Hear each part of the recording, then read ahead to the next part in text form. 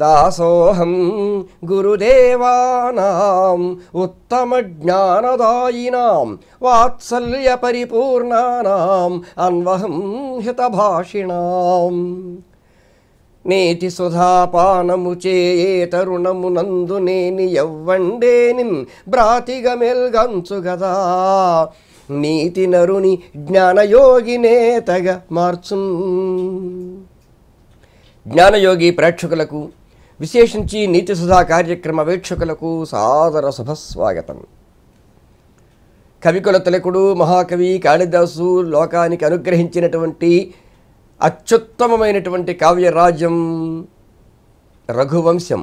ఆ రఘువంశం అసలు ఎవరైనా సరే పూర్వకాలంలో సంస్కృతం చదవాలి అని ఆసక్తి ఉంటే మొట్టమొదట రఘువంశం మొదలుపెట్టేవారు. కావ్యాలలో ముందు శబ్దమంజరి మొదలుపెట్టేవారు.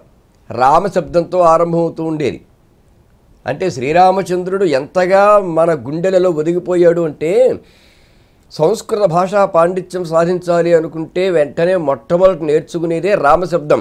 అకారాంతః పుల్లింగ రామశబ్ద రామ రామౌ రామా. దీనితో ప్రారంభమయ్యేది సంస్కృత విద్యా అభ్యాసం. అలాగే తెలుగులో కూడా ఎవరి గురించైనా మాట్లాడకుంటే రాముడు మంచి బాలుడు అంటారు. ఇంకెవరైనా ఉదాహరణ ఇవ్వచ్చు కదా, ఒక రాముడి పేరు ఎందుకు ఇవ్వాలి? అలాగే ఇంగ్లీష్లో కూడా Rama is a good boy, అక్కడ రాముడే కావాలి. అసలు ఆయనకి ఏమిటండి శ్రీరామచంద్రుడండి బాబు. ఇలా అంటే శ్రీరాముడు తప్ప ఉదాహరించడానికి గొప్పవాడు మంచివాడు అని చెప్పడానికి, ఉదాహరించడానికి శ్రీరామచంద్రుడు తప్ప మరొక్క వ్యక్తి లేడు లోకంలో. అంత మహనీయతను సాధించినవాడు శ్రీరామచంద్రుడు అంటే. అలాంటి శ్రీరాముడు అంత గొప్పవాడయ్యాడంటే అతను పుట్టిన వంశం గొప్పదయ్యి ఉండాలి, అతని తండ్రి గొప్పవాడు, తాతగారు గొప్పవాడు, ముత్తాతగారు కూడా గొప్పవాడయ్యి ఉండాలి. ఆ గొప్పతనాన్ని కలుపుకుని వారందరికంటే గొప్పవాడయ్యాడు శ్రీరామచంద్రుడు. అలాంటప్పుడు మరి రాముని యొక్క పూర్వీకులు గొప్పవాడైనప్పుడు, రాముడు గొప్పవాడైనప్పుడు రాముని తర్వాత వారు కూడా అదే గొప్పతనం అలా అలా సాగుతుంది కదా. మరి ఈ వంశంలో ఉన్న వారందరినీ వదిలిపెట్టేస్తే ఎలాగా? వీరి వంశంలో గొప్పవాడు ఒక రఘు అనేవాడు ఒకడు ఉన్నాడు. అతని పేరు మీదే రఘువంశం అనే పేరు వచ్చింది.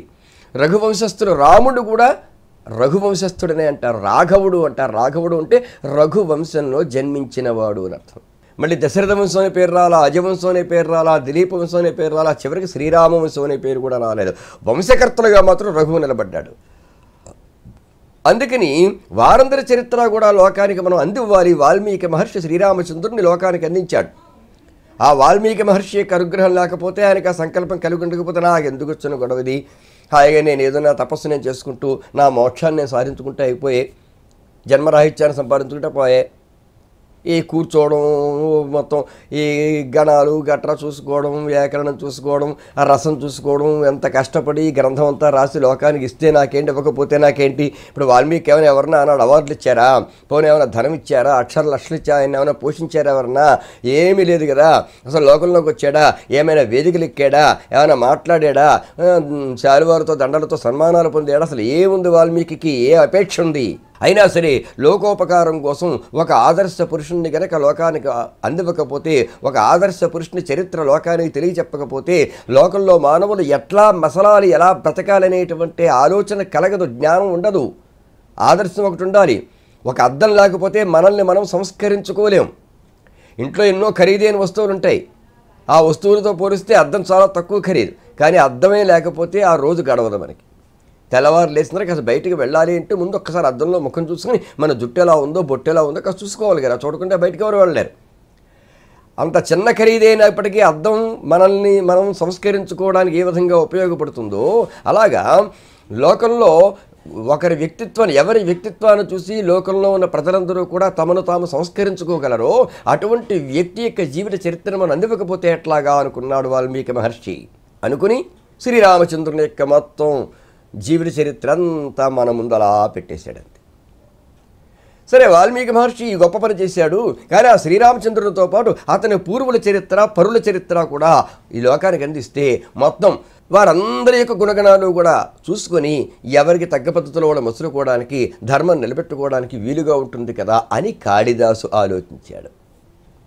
అందుకని ఇంకా రఘువు కూడా కాకుండా అతని పైవాడు అంటే తండ్రి దిలీప్ మహారాజు దగ్గరికి మొదలు పెట్టుకొచ్చాడు. ఆ దిలీప్ మహారాజు ఎట్లా ఉన్నాడయ్యా అనంటే వ్యూఢోరస్కః వృషస్కంధః సాలప్రాంశుః మహాభుజః ఆత్మకర్మక్షమం దేహం క్షాత్రో ధర్మ ఇవాశ్రితః. వ్యూఢోరస్కః వ్యూఢమైనటువంటి వరస్సు కలవాడు. వరస్సు అంటే వక్షస్థలం, విశాలమైనటువంటి వక్షస్థలం కలవాడు. అలాగే వృషస్కంధః ఎద్దు మూపురం. వృష అంటే ఎద్దు, స్కంధం అంటే మూపురం. ఎద్దు యొక్క మూపురం ఎట్లా ఉంటుందో ఆ రకమైన మూపురం కలవాడు. మూపురం అంటే మళ్ళీ ఎద్దులో ఎలా పైకి లేస్తుంది అనుకోకండి. ఈ సోలార్ అంటాం చూసారా, మనం షోల్డర్ అంటాం కదా, ఈ భాగం భుజముల పై భాగం అది లోపలికి పోయి ఎముకలు కనపడుతున్నట్టుగా ఉండకూడదండి. పైకి పొంగి ఎముక కనపడకుండా కండ పట్టి ఉండాలి. ఇవాళ ఏదో మన వాళ్ళు సిక్స్ ప్యాక్ అంటున్నారు. అసలు మానవుడికి ఏ అవయవాలు పరిపుష్టంగా ఉండాలి, ఎక్కడ సన్నగా ఉండాలి, ఎక్కడ లావుగా ఉండాలి, ఎత్తు ఎలా ఉండాలి, ఎలా ఉంటే నిజమైన ఆరోగ్యవంతుడు బలవంతుడు అని అనిపించుకుంటాడు, ఆరోగ్యంగా బలంగా శక్తిమంతుడిగా జీవించగలుగుతాడు అన్న దాని మీద ఆనాటి నుంచి పూర్వీకులందరూ ఏ ఆలోచన చేశారో ఇప్పటికీ అందులో ఏ మార్పు లేదు. ఇప్పటికి కూడా ఏదైనా పోలీస్ ట్రైనింగ్లకి వాటికి వెళ్ళాలంటే ముందు చెస్ట్ కొలుస్తూ ఉంటారు, హైట్ కొలుస్తూ ఉంటారు. అంటే ఇవన్నీ బలంగా ఉండాలి, తగినంత కొలతలో కలిగి ఉండాలి. కలిగి ఉంటేనే వాడు దేశానికి ఏమైనా చేయగలడు. ఏదో ఇప్పుడు రక్షణ శాఖ ఉన్నది, రక్షణ శాఖలో కొన్ని వేల మంది పనిచేస్తూ ఉంటారు. ఆ అన్ని వేల మందిలో ఒకడిగా తాను కూడా అవ్వాలనుకున్న వాడికి తగినంత ఎత్తున్నాడా లేదా, తగినంత వక్షస్థలం ఉందా లేదా, ఇవన్నీ చూస్తున్నారే. కండబలం గట్టిగా ఉందా లేదా అని చూస్తున్నారే. మొత్తం దేశాన్నంతటినీ ఏకఛత్రాధిపత్యంగా పరిపాలించవలసినటువంటి వ్యక్తికి ఈ కొలతలు ఉండక్కర్లేదా? లేకపోతే అవసరమైతే 10 మందిని నిలబెట్టి మాట్లాడగలడా? అవసరమైతే యుద్ధరంగంలో దిగితే సాటి లేకుండా యుద్ధం చేయగలడా?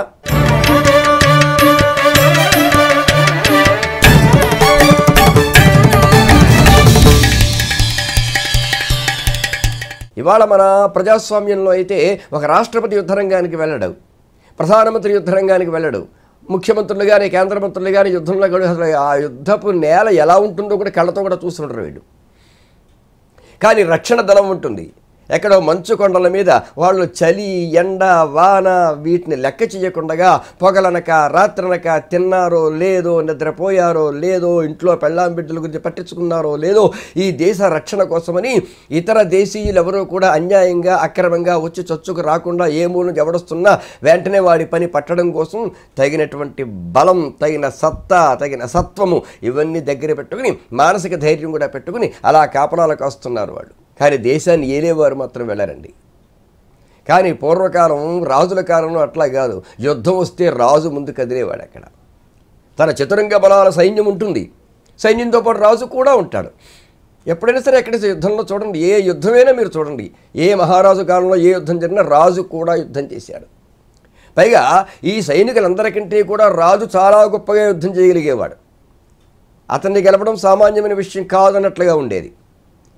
అంత బలము, అంత పరాక్రమము, అంత శౌర్యము, అంత వీర్యము, ఆ తేజస్సు ఉంటే తప్ప దేశం అంతా పరిపాలన చేయడం సామాన్యమైన విషయం కాదు. కనుక దేశ పరిపాలకుడికి ఎట్లాంటి లక్షణాలు ఉండాలి అని పెద్దలు నిర్ణయించి పెట్టారు. ఇప్పటికీ అలా ఉన్నవాడే సమర్థుడిగా పరిపాలన చేయగలుగుతాడు.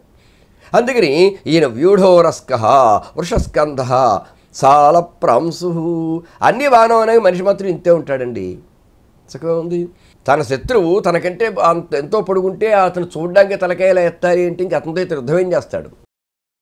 ఇతను చుట్టూ అతని చేతికి సులువుగా అందేస్తుంది కదా. అందుకని తగినంత ఎత్తు కూడా ఉండాలి. సాలవృక్షము అంటే మద్ది చెట్టు అని అర్థం. మద్ది చెట్టు చాలా పొడుగ్గా ఎదుగుతుంది. పొడుగ్గా దాని జువ్వలా ఎదగదు, చాలా బలంగా ఎదుగుతుంది. పొడవాటి చెట్టు చాలా ఉంటాయి. ఇప్పుడు దేవదారు వృక్షాలు కూడా చాలా పొడుగ్గా ఉంటాయి, కానీ బలంగా ఉండవు. మద్ది చెట్టు అంటే ఇంక అసలు ఇనప ముద్దలా ఉంటుంది అన్నమాట. ఇంక అది ఇనప ముక్కలా ఉంటుంది. అది బలానికి బలము ఉంటుంది, పొడగరితనానికి పొడగరితనమును ఉంటుంది. అలాగా ఇతను చాలా ఎత్తుగా ఉన్నాడు, చాలా బలంగా ఉన్నాడు. ఎలాగ మద్ది చెట్టు అంత పొడవుగా ఉన్నాడు. మద్ది చెట్టుతో పొడగరితనానికి పోల్చడం వల్ల ఉద్దేశం ఏమిటి? పొడగరితనంతో పాటు బలం కూడా అంత బలం ఉన్నది. బలంగా ఎత్తుగా ఉన్నాడు కానీ బలహీనంగా ఎత్తుగా లేడు.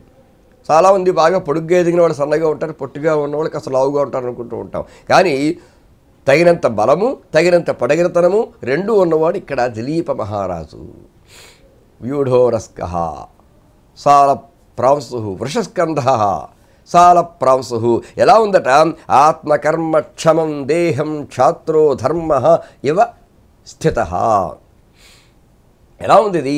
ఆత్మకర్మక్షమం దేహం అంటే ఆత్మకర్మ తన పని తాను సక్రమంగా చెయ్యడం కోసమని. ఏది? రాజధర్మం అనేది ఒకటి ఉంది, క్షత్రియ ధర్మం. ఈ ధర్మం అంతా నేను అంటే అధర్మం అనుకుంటోంది. నేను చాలా పనులు చేయాల్సి ఉన్నాను. నేను చాలా పనులు చేయాలి అంటే ఏదైనా ఒక శరీరాన్ని ఆశ్రయం చేయాలి, కానీ శరీరం లేకుండా ఏ పని చేయలేరు. కనుక ఆ ధర్మం ఒక శరీరాన్ని ఆశ్రయించాలి. కాబట్టి క్షాత్రధర్మం. క్షాత్రధర్మం అంటే ఏమిటి? క్షత్రియుడు అంటే ఏమిటంటే అర్థం? క్షతాత్తు త్రాయతే ఇది క్షత్రియ అని. ఎవరికైనా గాయం కలిగితే గాయపడిన వారిని రక్షించడం క్షత్రియుని యొక్క ధర్మం. గాయపడ్డము అంటే కింద పడిపోయాడండి, కాలు ఇరిగిందండి, లేకపోతే ఏదో కోసుకుపోయిన రక్తం వస్తుందండి, ఆ గాయపడ్డం కాదు. ఎవరికైనా సరే శారీరకముగా కానీ, మానసికముగా కానీ, సాంసారికముగా కానీ, అంటే కౌటుంబికముగా కానీ, సామాజికముగా కానీ, ధార్మికముగా కానీ, నైతికంగా కానీ, సాంఘికంగా కానీ ఎప్పుడు ఎట్లాంటి కష్టం ఏ మనిషికి ఏ కుటుంబానికి వచ్చినా ఇదిగో నేనున్నాను అని ఎదరకొచ్చి కాపాడాలి. అలా కాపాడడానికే క్షత్రియుడున్నాడు. అందుకనే క్షత్రియుడు అనే పేరు అందుకోసం వచ్చింది. ఇప్పుడు ఈ క్షత్రియ ధర్మం అంతా కూడా తన పని తాను చేసుకోవడానికి ఒక శరీరాన్ని ఆశ్రయించాలనుకుని ఈ శరీరాన్ని పొందిందా? ఏది? దిలీప్ మహారాజుకి శరీరాన్ని ఆశ్రయించిందా అన్నట్లుగా ఉంది అతని శరీరం. కేవలం క్షత్రియ ధర్మాన్ని నిలబెట్టడం కోసమే పుట్టాడా ఇతను అన్నట్లుగా ఉందన్నమాట. ఆత్మకర్మక్షమం దేహం, తన పనులకు తగినటువంటి శరీరాన్ని క్షాత్రో ధర్మ ఇవ స్థిత. ఏది? ఆత్మకర్మక్షమం దేహం క్షాత్రో ధర్మ ఇవ ఆశ్రిత. అది ఆశ్రిత క్షాత్ర ధర్మ అన్నమాట. ఆశ్రయింపబడినటువంటి క్షత్రియ ధర్మం కలిగిన వాడా ఇతను? అంటే రామో విగ్రహాన్ ధర్మ అన్నాడు. చూడండి, వీళ్ళందరూ ధర్మమే ఒక శరీరాన్ని ధరిస్తే వాళ్ళే వీళ్ళండి. రామ విగ్రహవాన్ ధర్మ. ధర్మం అంతా ఒక శరీరాన్ని ఆశ్రయించింది, అతడే రాముడు. క్షాత్రధర్మం ఒక శరీరాన్ని ఆశ్రయించింది, అతనే దిలీపుడు. మొత్తమే ధర్మమే. ఇతను ప్రత్యేకంగా క్షాత్రధర్మం ఉన్నారంటే ప్రజా పరిపాలన ప్రధానంగాను. రాముడి దగ్గరికి వచ్చేప్పటికీ ఇంకా ఆయన సర్వధర్మాల సారం అనమాట ఆయన.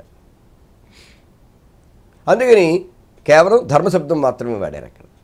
క్షాత్రో ధర్మయవ ఆశ్రిత వ్యూఢోరస్క వృషస్కంధ సాలప్రాంసు మహాభుజ. మంచి భుజబలం కూడా కలిగినవాడు. క్షత్రియుడికి ఉండవలసిందే భుజబలం అండి. క్షత్రియుడికి ఉండవలసిందే భుజబలం. ఎందుకంటే శత్రువుల నుండి రాజ్యమును ఎవరూ కూడా పాడు చేయకుండా కాపాడే లక్షణం క్షత్రియుడికి ఉండాలి, రాజుకు ఉండాలి. అలాంటి సమర్థుడు ఒకనాడు లేకపోవడం చేత శత్రువులను దరిదాపులకు రాకుండా అసలు పొలిమేర సరిహద్దు దాటి లోపలికి రాకుండా అడ్డుకునేటువంటి భుజబలం ఉన్నవాడు ఒకనాడు లేకపోవడం చేతనే కదా ఆంగ్లేయులు చొచ్చుకుని వచ్చారు మన దేశానికి. ఏదో కపట ఉపాయాలతో వ్యాపారం అని అదని ఇదిని వంకటి వచ్చారు కదా. వచ్చిన వాళ్ళు ఏకుమేకయ్యారు కదా. ఆనాడే ఈ దిలీపుడు లాంటి ఒక రాజు ఉండుంటే, ఓ రాముడు లాంటి ఒక రాజు ఉండుంటే ఆంగ్లేయులు లోపలికి రాగలిగేవారా? మళ్ళీ ఆంగ్లేయులు వచ్చిన తర్వాత కొన్ని వందల సంవత్సరాలు మొత్తం వాళ్ళ కుసంస్కారం అంతా మనకు రుద్దేసిన తర్వాత, మన సంపదంతా వాళ్ళు దోచుకుపోయిన తర్వాత ఆంగ్లేయులు కూడా మనకి చాలా ఉపకారం చేశారండి అంటుంటారు. ఇప్పుడు ఎవడో వచ్చాడండి. చాలామంది ఆంగ్లేయులే లేకపోతే మనకి రైళ్ళు ఉండేవా, విమానాలు ఉండేవా, రోడ్లు ఇట్లా ఉండేవా, ఈ ఓడల వీటిలో ఉండేవా, ఇవి ఉండేవా, అబ్బో ఎన్ని ఈ కాలువలు ఉండేవా, ఇంకోటి ఉండేవా, ఎన్ని ఉపకారాలు చేశారండి అంటున్నారు. ఇప్పుడు ఎవడో మన ఇంటికి వచ్చాడు, బలవంతంగా ఆ ఇంట్లో సగం ఆక్రమించేశాడు. ఆక్రమించి మీరు కూడా ఉండండి, నేను ఎక్కంటే కథనం, మమ్మల్ని మీరు బయటికి పంపలేరు, మీరు కూడా ఉంటారంటే ఉండండి, లేదా బయటకు పోతారంటే పోండాలని అనుకోండి, ఏం చేస్తాం? నోరు మూసుకుని ఉన్నారు. అప్పుడు మరి వాడు ఉండడానికి కొన్ని సౌకర్యాలు కావాలి కదా. అందుకని ఇంట్లో కరెంట్ సోపాడు, ఆ కరెంట్ లేదు అనుకోండి, ఇంటికి కరెంట్ పెట్టించుకున్నాడు, ఇంటికి అంతా రంగులు వేయించాడు, గదికి ఫ్యాన్ వేయించుకున్నాడు, ఏసీలు గట్ర పెట్టించుకున్నాడు, లోపల కారుది పెట్టుకోవడానికి తగినటువంటి ఏర్పాటు చేసుకున్నాడు, ఇవన్నీ చేశాడు. ఇన్ని చేసిన తర్వాత పాపం ఎంతకాలం వాళ్ళని ఇంట్లో భరించాలి? మన ఇల్లు మనది కాకుండా పోయింది. మనమేమో అద్దింట్లో ఉన్నట్టుగా ఉంటున్నాం, వాడు సొంత ఇంట్లో ఉన్నట్టుగా వాడు ఉంటున్నాడు. ఏమిట్రా బాధ అని చాలా కాలం ఓపిక పట్టి చివరికి ఎవరో ఏరోగా మహానుభావుడు గాంధీ మహాత్ముడు దొరికాడు, మొత్తం వాళ్ళు బయటికి గెంటించారు. ఇప్పుడు వాడు చేస్తున్న ఉపకారం అంటే ఏమండి, ఆయనే లేకపోతే ఇంటికి కరెంట్ ఉండేదా, ఏసీలు ఉండేవా, ఫ్యాన్లు ఉండేవా, కారు పార్కింగ్ ఉండేదా, ఈ సౌకర్యాలను ఆయన ఏర్పాటు చేస్తుందే కదా, కాబట్టి వాడు దుర్మార్గుడు అనుకోకండి, చెడ్డవాడు అనుకోకండి, చాలా మంచివాడు ఉంటే ఏమైనా అర్థం ఉందా? మన ఇంటికి వచ్చి వాడు సౌకర్యాలు కల్పించడం ఏమిటి? ఎవడన్నా వచ్చి నేను మీ ఇంట్లో మీ ఇంట్లో ఏసీ లేదు కదా, ఓ గదిలో ఏసీ పెడతాను, మీ గదిలో కూడా ఏసీ పెడతాను, ఓ గదిలోనే పడుకుంటా అంటే మనం ఒప్పుకుంటామండి? నీ ఏసీ ఎక్కలు నువ్వే ఎక్కల బయటకు పోవాయి అంటాం. మన ఇల్లు అయితే మన ఆలోచన ఎట్లా ఉంటుంది, కానీ దేశం అనేటప్పటికీ దేశం మనది కాదు, మనదైన ఆలోచన అక్కడ ఉండదు. ఇదో ఉమ్మడి గొడ్డు, ఉమ్మడి గోరు. అందుకని ఆంగ్లేయులు రాబట్టే మనకి సౌకర్యాలనే ఉన్నాయి, వాళ్ళు రాకపోయినా వస్తాయి. ఇల్లు కట్టుకోగానే అన్ని సౌకర్యాలు ఉండవండి. ఆ ఏడాదికి అలా ఒక్కో సౌకర్యం మనం పెంచుకుంటాం. అలాగా కొన్ని వందల సంవత్సరాల పరిపాలన, వందల సంవత్సరాలు గడుస్తూ ఉంటే మనకి సౌకర్యాలు పెరుగుతాయి. ఆంగ్లేయులు వెళ్ళిపోయిన తర్వాత మనకేం ప్రగతి ఏం రాలేదా? నాగరికత జరగలేదా? మనం ఇప్పుడు అదిగో శ్రీహరికోట నుంచి మనం బ్రహ్మాండంగా రాకెట్లు బయటకు పంపిస్తున్నాం. ఆంగ్లేయులు వెళ్ళిపోయాక ఈ పనులు మనం చేయట్లేదా? ఇది కాలం అలా గడిచే కొద్దీ సౌకర్యాలు పెరుగుతాయి. కాబట్టి వాడు గొప్పవాడు అనుకోకూడదు. అసలు వాళ్ళు ఇక్కడ రావడమే తప్పు, రానివ్వడం తప్పు. రాకుండా అడ్డుకోగలిగిన వాడు ఎలాంటి వాడంటే ఒక మహాభుజ, మంచి భుజం కలిగిన వాడు. వ్యూఢోరస్క వృషస్కంధ సాల ప్రాంసు మహాభుజ అనిపించదగినటువంటి ఒక మహావీరుడే ఆనాడుంటే పోతారా మెడపెట్టి గంటమంటారా అని నిలబెట్టగలిగి ఉండేవాడు. తర్వాత చాలా కాలానికి గాంధీ మహాత్ముడు వస్తేనే కానీ అతను మళ్ళీ అహింసారూపమైనటువంటి శౌర్యాన్ని చూపిస్తేనే కానీ వాళ్ళని బయటికి గంటలేకపోయాం.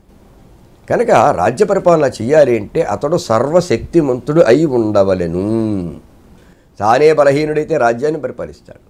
కాబట్టి నాయకులు ఎప్పుడు కూడా ఇట్లా ఉండాలి అని ఈ మహారాజుల గురించి ఎట్లా వర్ణిస్తూ ఉండేవారు.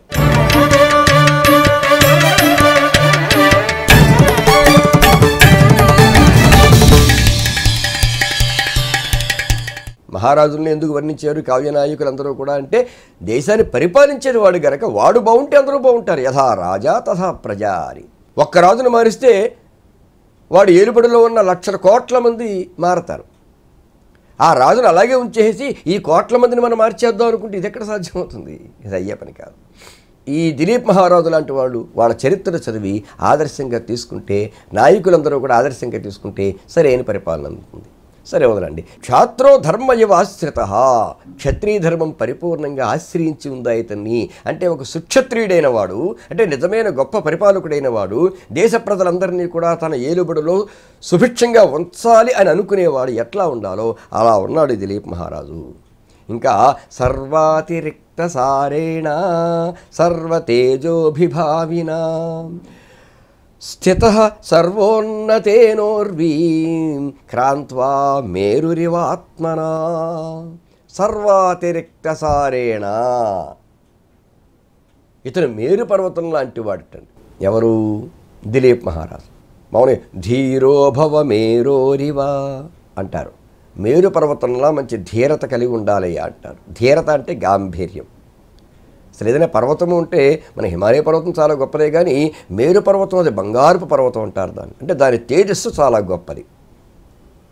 ఇంకా ఎలాంటి పెనుగాలులు వీచినా భూకంపాలు వచ్చినా చెక్కు చెదరదు, కదలదు, మెదలదు. అది గాంభీర్యం అంటే.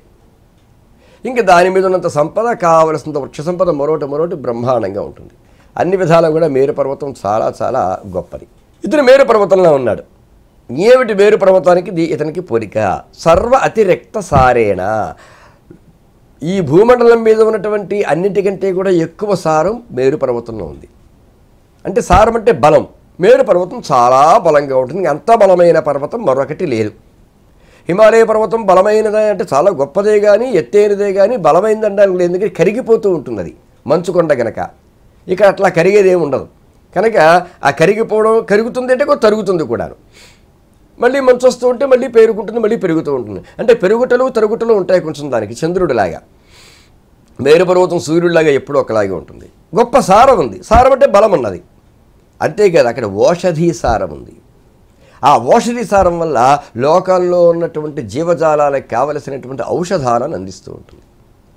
ఆ ఔషధాలకు సంబంధించినటువంటి ఎన్నో లతలు, ఎన్నో వృక్షాలు, ఎన్నో మొక్కలు అక్కడ దొరుకుతూ ఉంటాయి.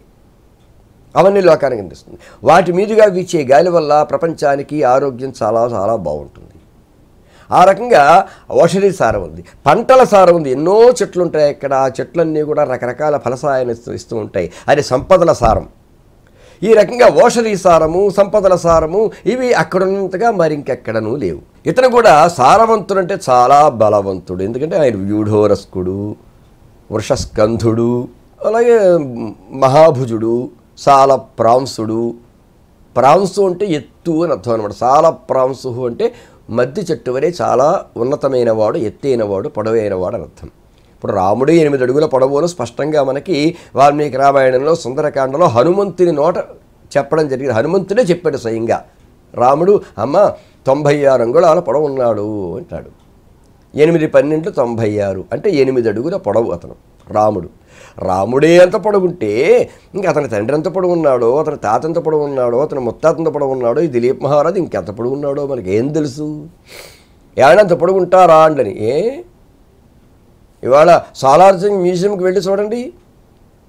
అక్కడ పూర్వం ఆ దేశాన్ని చరిత్ర అది పరిపాలన మహారాజులు తొడిగిన బట్టలు కనిపిస్తాయి, ఆ ధరించిన కవచాలు కనిపిస్తాయి. అవి చూస్తే ఆ పరిమాణం చూస్తే ఈ బాబాయ్ వాడి ఈ మనుషులు అంతంత ఉండేవారా అనిపిస్తుంది మనకి. నిన్నగాక మొన్నటివేవి వాళ్ళే అలా ఉన్నప్పుడు మిగతా వాళ్ళు అలా ఉండడంలో ఆశ్చర్యం ఉన్నది. ఇప్పటికీ అక్కడ పొడగటి వాళ్ళు లేరా, లావంటి వాళ్ళు లేరా, ఉంటూనే ఉంటారు. దిలీప్ మహారాజు కూడా అట్లా ఉన్నాడు. అందువల్ల అతనిలో ఒక సారం ఉన్నది, బలం ఉన్నది. అంతేకాదు ఓషధి లక్షణం ఈ పర్వతంలో ఉన్నది. ఇతనిలో కూడా ఆ బలంతో పాటు ఆరోగ్యం ఉన్నది. అంతేకాదు ప్రజలందరినీ అంటే ప్రజాజీవనాన్ని ఆరోగ్యవంతంగా ఉంచడం, అంటే ఆరోగ్యకరమైనటువంటి పరిపాలనను అందించడం ఇతని దగ్గర ఉన్న లక్షణం. అది ఓషధి సారం. ఆరోగ్య పరిపాలన ఏమిటండి అంటే పరిపాలనలో ఆరోగ్యం ఏమిటి? ఆరోగ్యం కోసం ఎలాగో ఆసుపత్రులు ఉంటాయి, అదే కదా. అంటే శారీరక ఆరోగ్యం కాదు, జీవితంలో కూడా ఆరోగ్యం ఉండాలి. ఇప్పుడు ఉదాహరణకి ఏదో ప్రజాకర్షక పథకాలు బాగా పెడుతూ ఉంటారు ప్రభుత్వాలు. ఎందుకని? ఓట్లను ఆకర్షించడం కోసమని కదా. అయితే ప్రజాకర్షక పథకాలనేటువంటి పేరుతో పాత్రతలను గుర్తించకుండా ఈ కోశాగారంలో ధనం అంతా ఖర్చు పెట్టేస్తే తర్వాత దేశం ఏమైపోతుంది, ఎలా బాగుపడుతుంది? పేదవాళ్ళని ఆదుకోవడం వరకు సరి అయినటువంటి పద్ధతి. అట్లా కాకుండా కేవలం ఓట్లను ఆకర్షించుకొని మీకు అది ఉచితంగా ఇచ్చేస్తాం, ఇది ఉచితంగా ఇచ్చేస్తాం. మనిషికి కొనుగోలు శక్తిని పెంచాలి కానీ ఊరికే ఎంతకాలం ఇస్తావు? అలా ఊరికే వస్తూ ఉంటే వాడు సోమరిపోతులా పెరుగుతాడు. ప్రజలకి సంపాదించుకునే అవకాశం కల్పించాలి, ఒక ఉపాధి కల్పించండి. ఆ ఉపాధి ద్వారా వాడు సంపాదించుకుంటాడు. అది విధానం. అట్లా చేయాలి. అందుకని అలా లేకుండా ఏ రకంగా మనిషి తనకు తానుగా గొప్పవాడుగా ఎదుగుతాడో ఆ రకమైన పరిపాలన అందించడమే ఆరోగ్యవంతమైనటువంటి పరిపాలన. అది సర్వాతిరిక్తమైనటువంటి సారమంతే. సర్వాతిరిక్త సారేణ సర్వతేజోభిభావన. ఈ రకమైనటువంటి పద్ధతిలో ఆ దిలీప్ మహారాజు పరిపాలించాడు. కనుక ఇప్పుడైనా అలాంటి మహారాజులు వస్తే, అలాంటి పరిపాలకులు, ప్రజాపాలకులు వస్తే మన దేశం స్వస్తిమయంగా ఉంటుంది. స్వస్తి ప్రజాభ్యః పరిపాలయంతాం న్యాయేన మార్గేణ మహీం మహీషా.